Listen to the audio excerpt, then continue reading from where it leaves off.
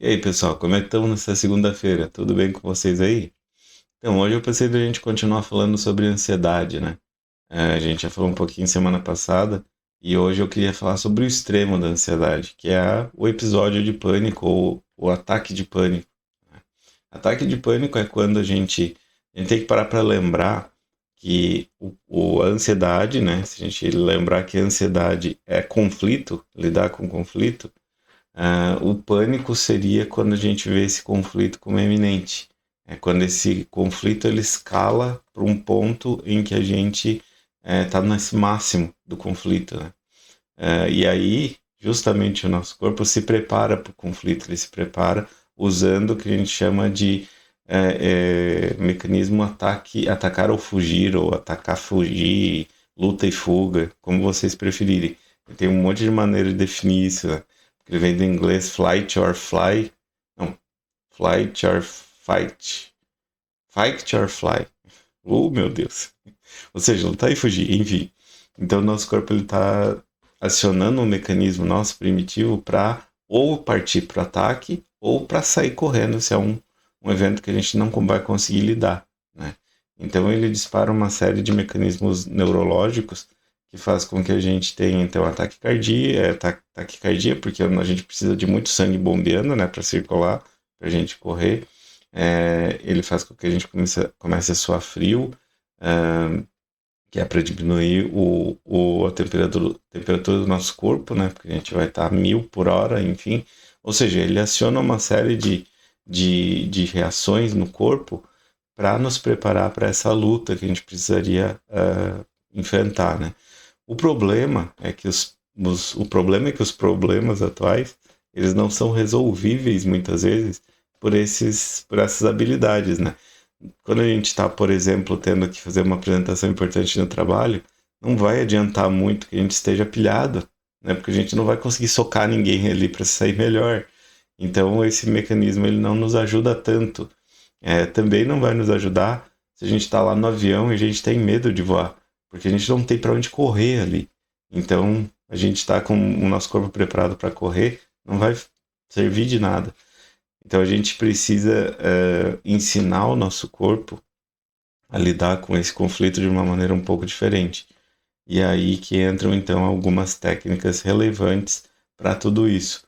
Uma dessas técnicas a gente andou falando outro dia, né? Então eu vou deixar um cardzinho aqui em algum lugar que mostra pra gente, né, que é o nosso videozinho sobre mindfulness, né? Então a atenção plena. A atenção plena vai nos ajudar nesse caso porque ela vai ativar o contraponto desse mecanismo. Se esse mecanismo todo é disparado para a gente lutar ou fugir, o mindfulness ele vai no sentido contrário, vai ensinar para o nosso corpo que ele vai acionar outras partes do nosso sistema que vão indicar que não tem perigo nenhum ali, né? O próprio respirar fundo, ele já nos ajuda a amenizar essa questão, porque ele aciona o mecanismo contra o do ataque de pânico. Então ele faz nosso corpo relaxar e acalmar. Então respirar e fazer mindfulness já vai nos ajudar quando a gente está no episódio de pânico. Outra coisa que pode nos ajudar no episódio de pânico também é a gente são alguns tipos de pensamentos que também neutralizam a situação, né? A gente pode dizer para o nosso corpo, a gente pode treinar e ensinar o nosso corpo a entender que aquela situação ela não é arriscada, dizendo algo no sentido, isso já aconteceu antes, é, você sabe que é isso e isso vai passar, né? Então você vai conversando contigo mesmo, por assim dizer. E o nosso corpo ele vai responder à medida que a gente ensina ele a fazer isso, né? Então, essa é outra técnica bem relevante. Uma terceira técnica que poderia nos ajudar é a própria.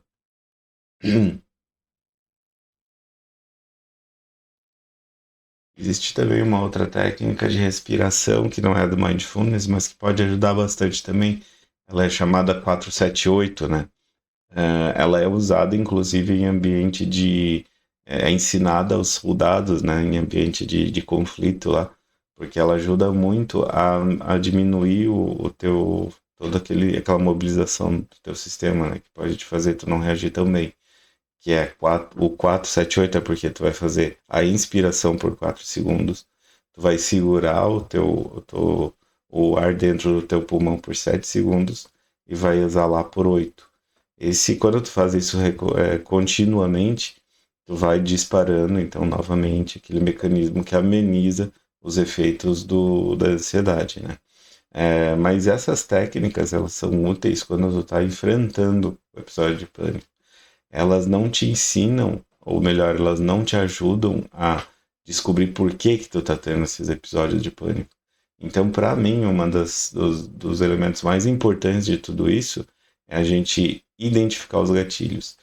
Quando a gente tem episódio de pânico, a gente tem porque há alguma coisa internamente num pensamento nosso. Geralmente é o pensamento, na verdade. Mas esse pensamento ou ele ocorre porque que alguma coisa, algum evento aconteceu no nosso entorno que nos disparou, por isso o gatilho, que nos ativou, que ativou alguma coisa que tem relação com o nosso medo, né, com os nossos conflitos internos, então. Então, por isso que eu falei para vocês lá no começo. A ansiedade, o episódio de pânico, é ainda relacionado ao conflito. Esse conflito que a gente já passa por muito tempo, ele é disparado novamente por algum evento externo. Então, se a gente ficar prestando atenção no que dispara os nossos episódios de pânico, a gente vai começar a descobrir o que a gente precisa trabalhar.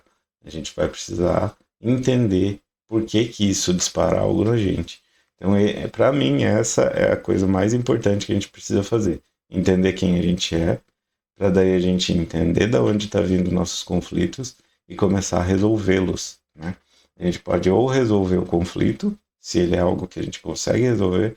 Por exemplo, eu sempre passo mal no meu trabalho. Talvez isso indique que não é aquele lugar que eu quero estar, que não é aquele trabalho que eu estou fazendo, né? Que não é aquele que eu quero estar fazendo. E é por isso que sempre que eu tenho que trabalhar, eu tenho episódio de pânico. Ou talvez eu tenha esses episódios de pânico quando eu me deparo novamente com uma conversa importante com a minha esposa, vamos supor.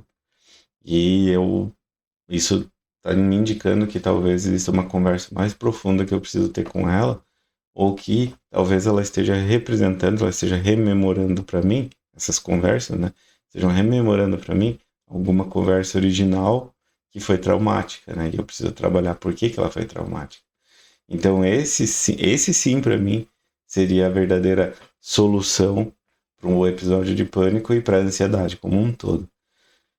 Claro que às vezes a gente precisa também de suporte de outros elementos, né? Então, só para finalizar, a gente não deve descartar a possibilidade de buscar ajuda de um psiquiatra, para a gente ter auxílio do um medicamento relevante que vá nos ajudar também a regular o nosso sistema como um antidepressivo, ou até pontualmente um medicamento que nos ajude com a ansiedade, porque os ansiolíticos, a gente tem que lembrar que os ansiolíticos, eles causam dependência e tolerância, então eles não são para ser usados continuamente, eles são para ser usados pontualmente enquanto tu está em busca de entender o teu processo de ansiedade.